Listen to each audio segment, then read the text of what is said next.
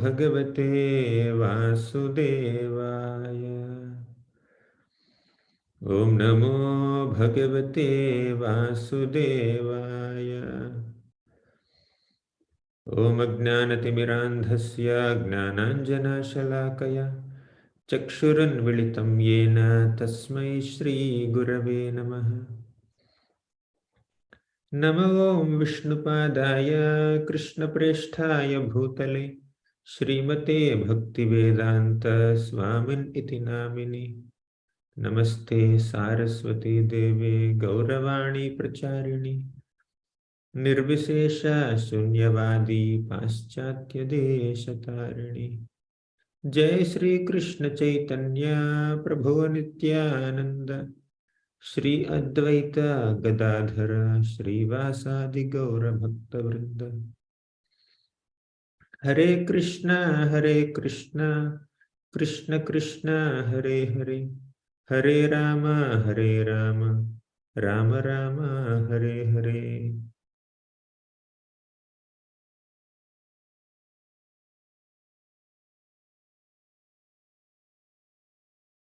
Hare Krishna.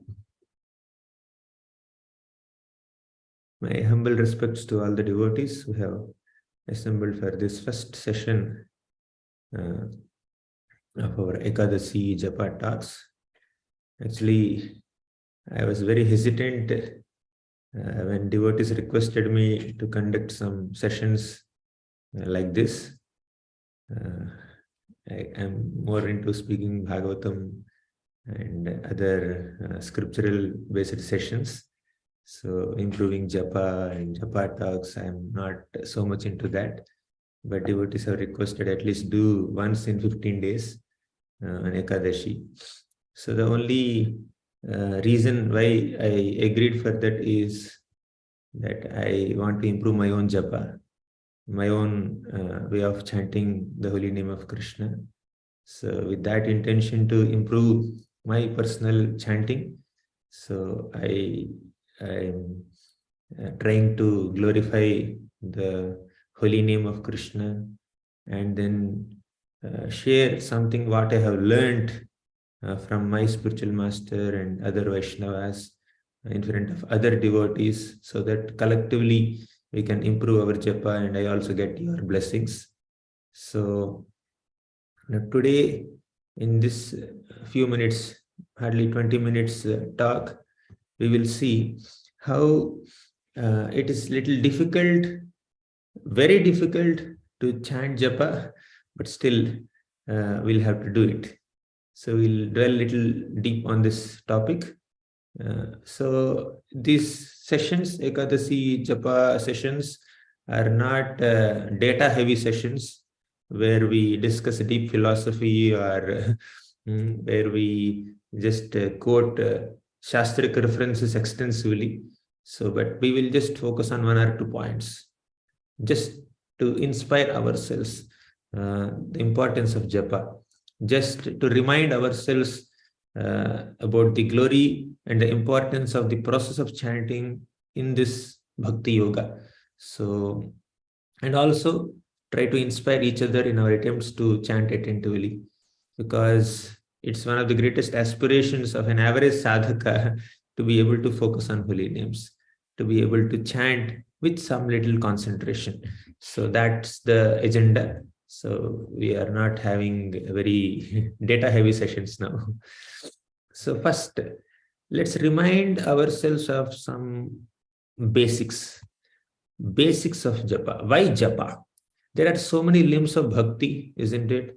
So we have Sravanam, Kirtanam, Smaranam, Padasevanam, Archanam. So many limbs of bhakti are there. We can worship Krishna's deity form. We can study the scriptures. We can cook for Krishna. We can make garlands for Krishna. We can do big distribution. We can study Shastras. We can teach Shastras. We can do many things.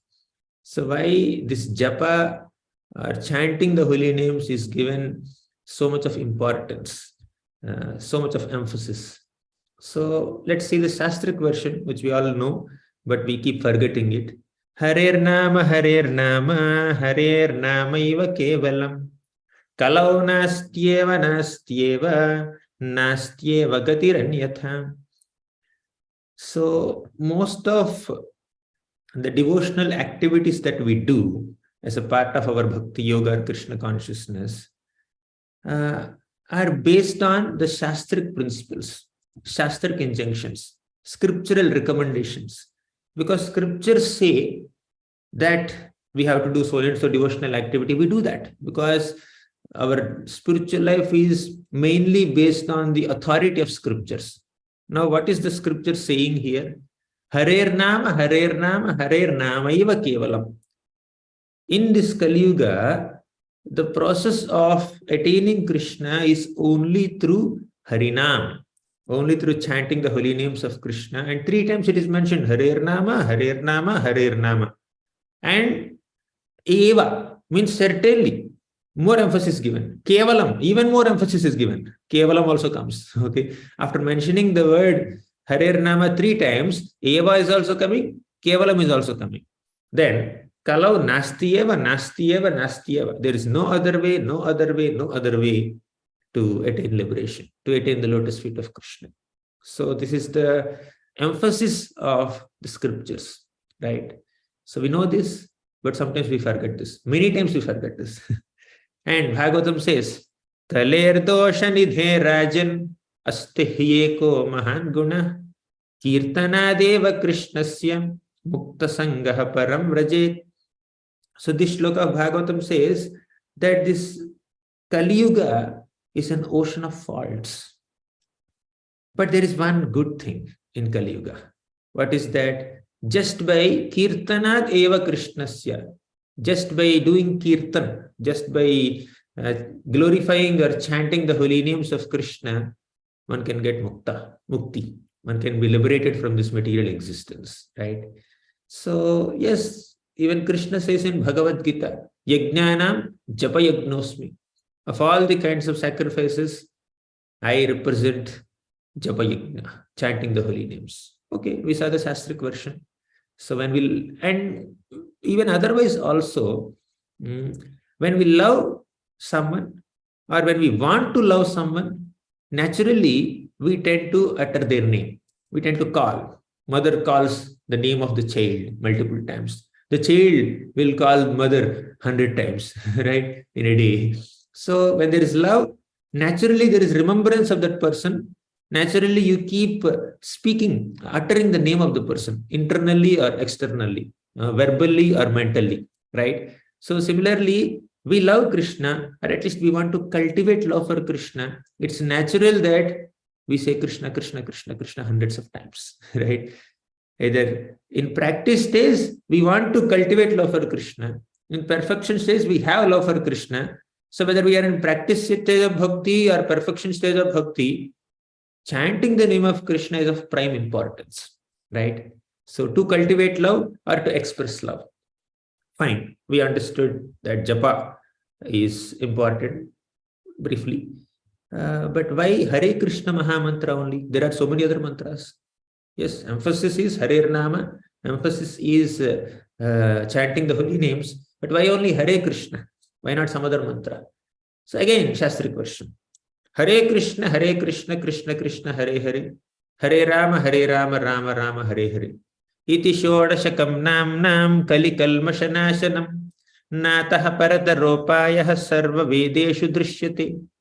Again, there is an emphasis that you chant this particular mantra that has 16 words, right? Hare Krishna, Krishna Krishna, Hare Hare, Hare Rama, Rama Rama, Hare Hare.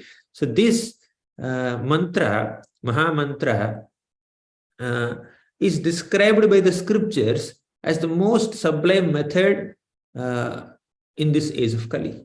So again, we take the Shastric authority. Okay, fine.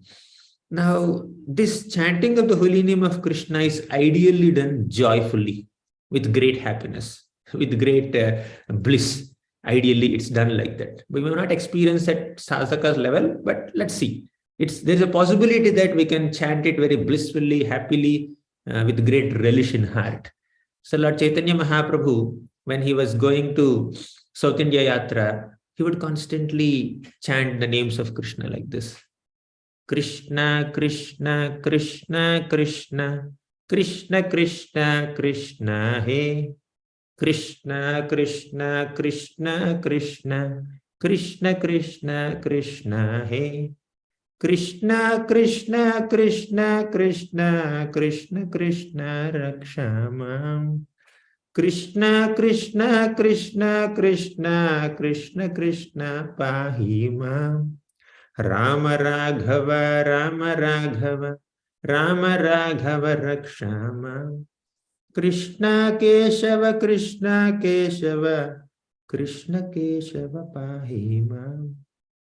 So with great bliss, with great happiness, with great love, Lord Chaitanya Mahaprabhu constantly sings this. So just like someone who is addicted to a song or a movie song, okay, it like effortlessly that keeps appearing in the mind and in the tongue, and constantly they may just utter it. So similarly, someone who has love for Krishna, someone who is attached to Krishna, it is very natural for such a person to just chant. Right? It's very difficult for the person to even control their tongue from stopping the chanting of the holy name.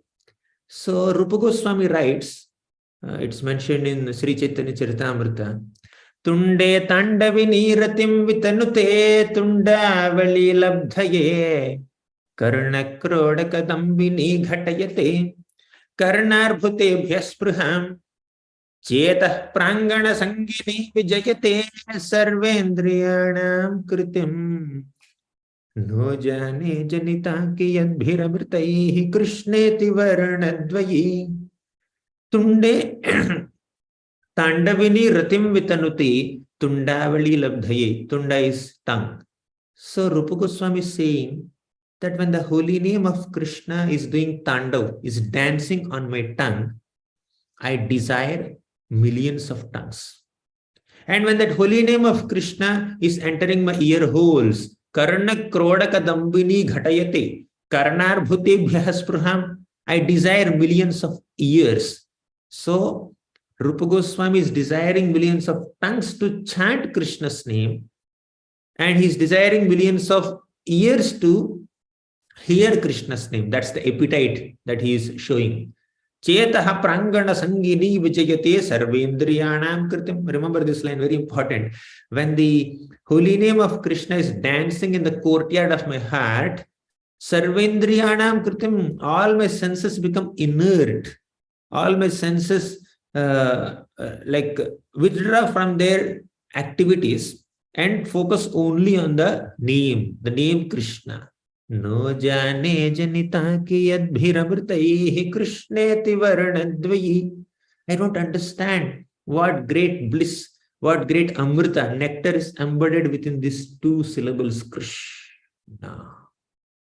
The name Krishna is giving so much bliss to Rupa Goswami that he's desiring millions of ears and millions of tongues, and still his appetite to chant, appetite to hear Krishna's name is continuing.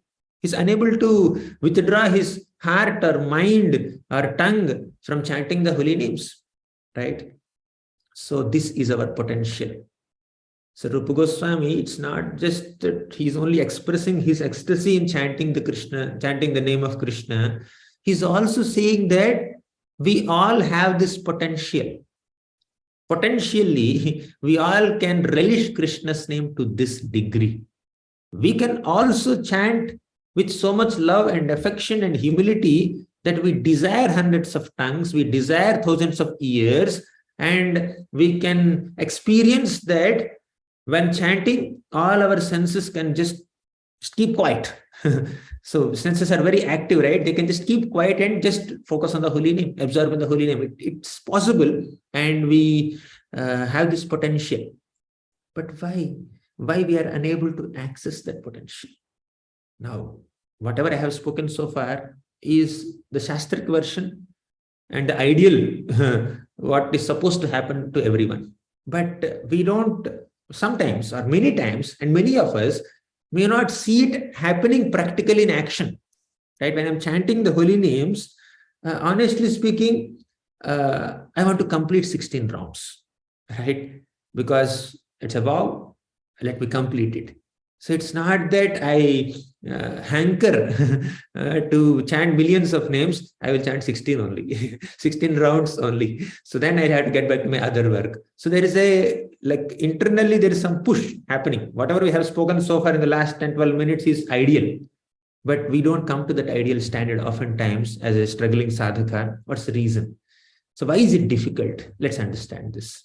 This is where our topic begins. Why is it difficult to focus on Krishna's name when Shastras are saying that you have to do that and you can do it? So we have connection with Krishna in three ways. When we connect with Krishna through our body, through our senses, by engaging our body in Krishna's seva, by using our hands in Krishna's service, by using our legs to go to Krishna's temple.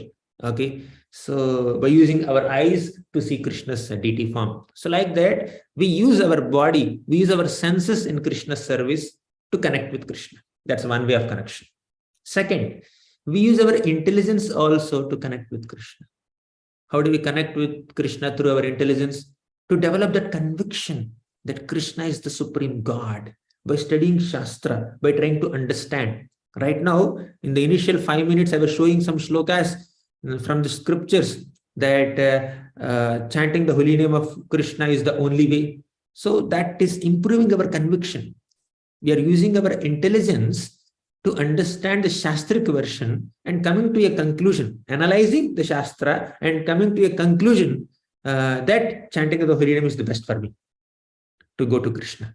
So using intelligence to connect with Krishna, this is another way, another faculty that we use. Third is mind. We also connect with Krishna through our mind. Mind is a place of thinking, feeling, willing, emotions. A lot of emotions are stored in the mind. A lot of desires are stored in the mind. A lot of feelings are there in the mind. So when you are connecting with Krishna through the mind, you are feelingly connecting with Krishna. You are emotionally creating a bonding with Krishna, right? You are thinking of him. You are remembering him. You are meditating on him. All this is done by mind. Okay. So in all the three ways we connect with Krishna: body, mind, and intelligence. So when we are connecting with Krishna with our body, with our senses, by rendering services, it seems easy. Actually speaking, using body is difficult. You have to do hard work. Okay, using intelligence is a little less difficult. You just have to sit and then analyze, think, come to a conclusion, and then process things within the intelligence. And mind, it's even more easy. It seems like that. You don't do much. There is no intellectual analysis and there is no physical activity. Mind, okay, think of him. But it seems connecting to Krishna with mind is the easiest, but actually in these three, this is the toughest. So somebody can serve Krishna with hands and legs. Okay, somebody can even understand Krishna's position with intelligence, but to actually develop love for Krishna, develop an emotional bonding with Krishna, have loving feelings for Krishna is the very, very rare, and it's very highest stage of bhakti. It's very highest. So now, physical action done by body. Intellectual conviction is a part of intelligence, and emotional connection is done through the mind. So we use our body, intelligence, and mind to do physical action for Krishna, to develop intellectual conviction on Krishna's supremacy and greatness and the process of chanting. But emotional connection is very difficult to attain, rare to attain, and very important to attain. Ultimately, we need to come to this, develop an emotional bonding with Krishna. So now, actually, again, let's go through these three things only: body, mind, and intelligence. So body will work for, say, 8 hours, 10 hours, maybe 12, 13, 15 hours. Okay. Then, like, body needs rest. You need parking. You need to park the body on the bed for 6 hours or 12 hours or not 12 hours, whatever is the time you want to sleep. So then intelligence also gets exhausted. After too much of analysis, it just gets exhausted. So body, we have to give pause, definitely. You don't sleep for 1 day, you're like this. If you don't sleep for 3 days, my God, we'll collapse. Okay. So body needs parking. And intelligence also needs some break. But mind is constantly moving on and on and on. Somebody is just lying on bed, body is unable to move. Intelligence is unable to process things with intelligence, right? It's very exhausted intellectually. But mind is very active. Mind is constantly active. Mind is constantly thinking of something and having some emotions, whether positive emotions or negative emotions, bitter emotions or very sweet emotions, or favorable feelings or unfavorable feelings. Mind is constantly active. Even when someone is sleeping, unless it is deep sleep, if it is like a normal, simple sleep, there is some dream within the mind. So many things are happening. So many impressions are there.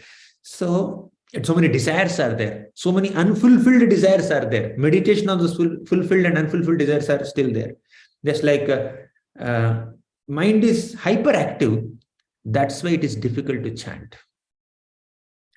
When you are chanting the holy names of Krishna, physically you are not doing much action. Yeah, hand is counting, tongue is uttering, but it's not so much physical action. Okay, no vigorous physical action. And it's not so much of intellectual processing also. So when we are chanting, we are trying to utilize our mind to meditate on Krishna, to focus on Krishna's holy name. And that is very effectively achieved when we love Krishna. When in the mind there are feelings, willings, emotions, desires. When all these things in the mind are not connected to Krishna, it is difficult to chant. Like I'm chanting. Yesterday, someone has spoken something that has hurt me. Okay. Now, my mind has feelings, emotions, right? The emotions were hurt because of someone's words.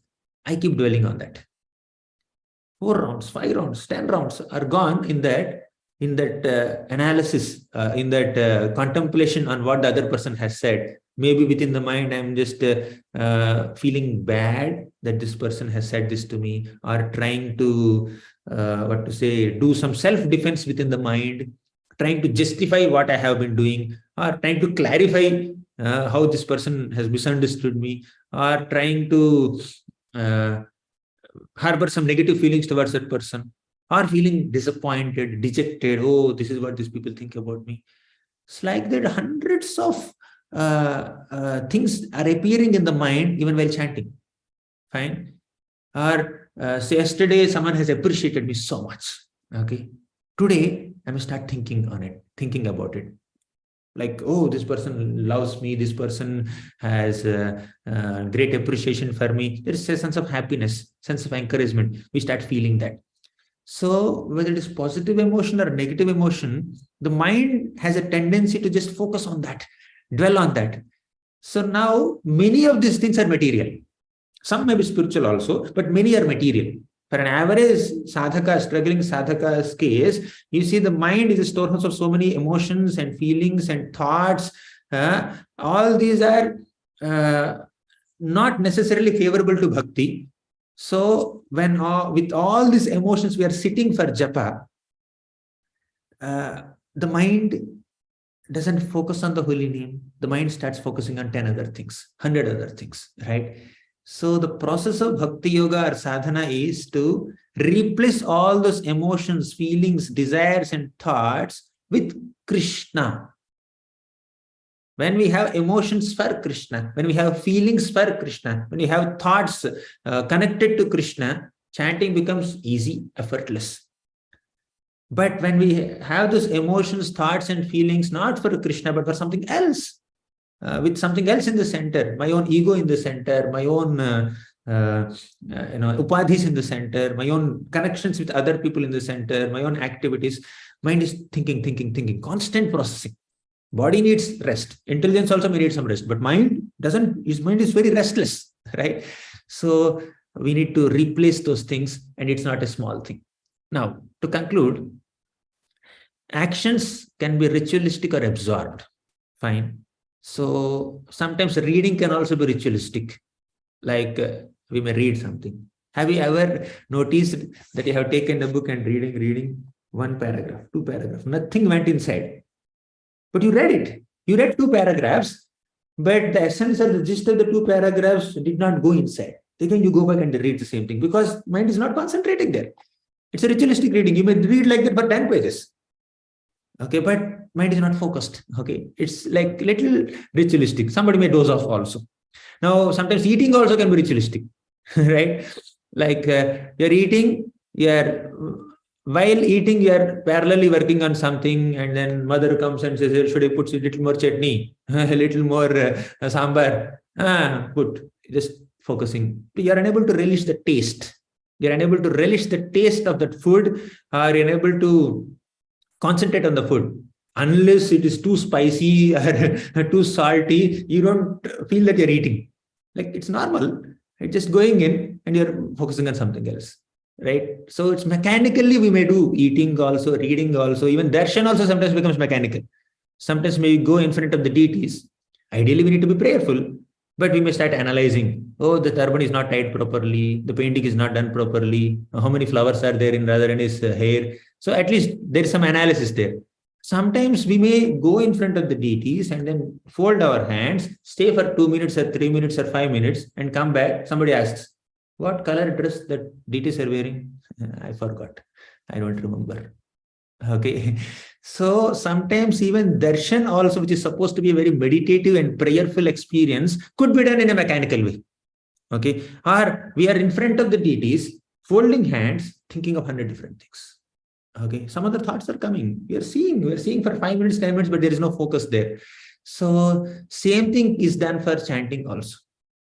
Okay, so real darshan is not to see Krishna, not to remember the dress that he wears, not to count the number of flowers in the garland. Real darshan is to be seen by Krishna.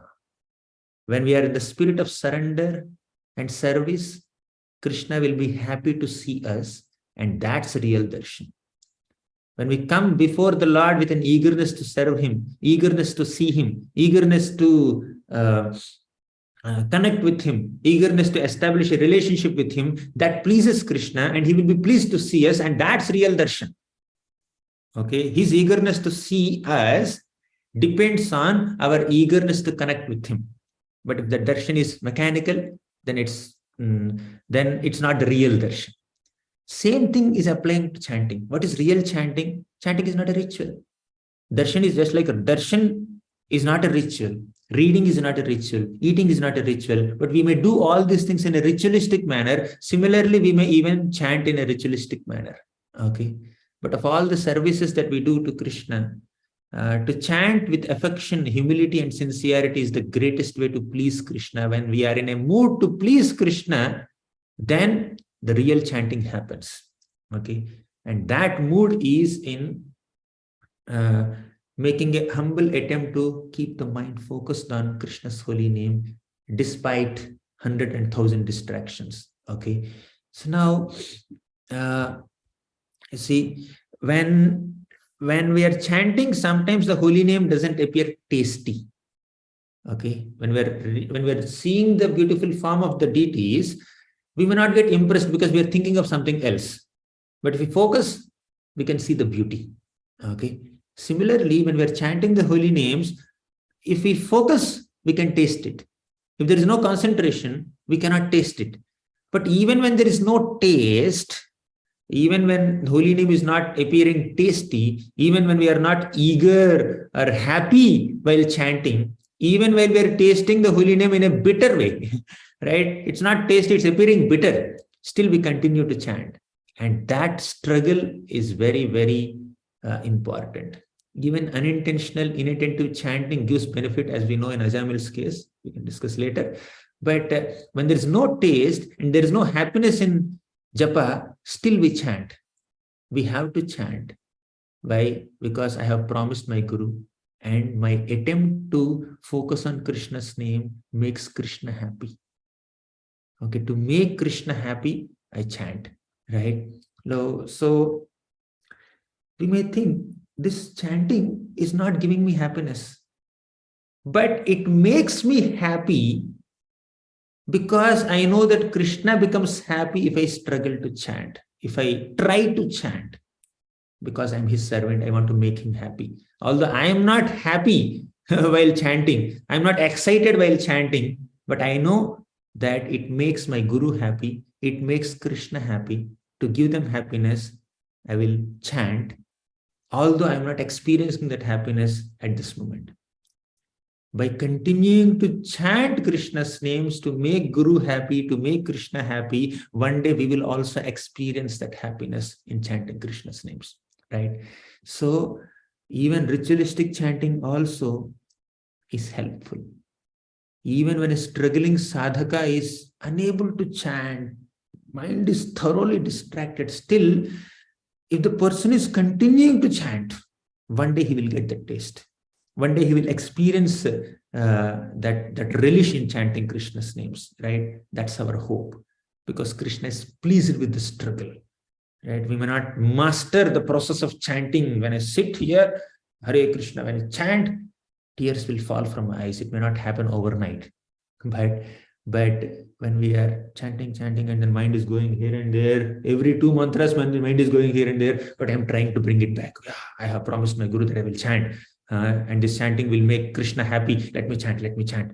So that attempt, that struggle, that eagerness to please Krishna, although there is no eagerness to chant, but there's an eagerness to please Krishna, that I must somehow chant, somehow attain this number, at least 16 or whatever it may be, the number of rounds you are chanting, just for the pleasure of Krishna. That makes Krishna happy. And that is the real mood of service. Okay. So basically, inattention and lack of taste in japa should not make us feel discouraged, but make us feel more prayerful, more dependent on Krishna. And that prayerful attitude, that mood of dependence on Krishna, while being unable to concentrate on Krishna's names, will eventually make us concentrate on Krishna's names. It's that helplessness with which we can connect to Krishna, and he will be happy to give us the taste and absorption while chanting, right? So yes, it's very difficult, because the mind is a storehouse of unlimited desires and many other distractions. It's very difficult to focus on Krishna's name. But let's continue to struggle. Let's continue to chant today in a better way than yesterday. That's all we can do. We may not be the best chanter, but we compare our chanting with the previous mantra. Okay, let me increase my attention in this mantra. Okay, so eventually Krishna will give that taste, right? Yeah, these are a few thoughts. So I'll conclude here. I think I went way beyond time. I'm sorry for that. Next time I'll complete within the time frame. Thank you very much. Hare Krishna Mahamantra ki jai, Srila Prabhupada ki jai. We'll meet next Ekadashi.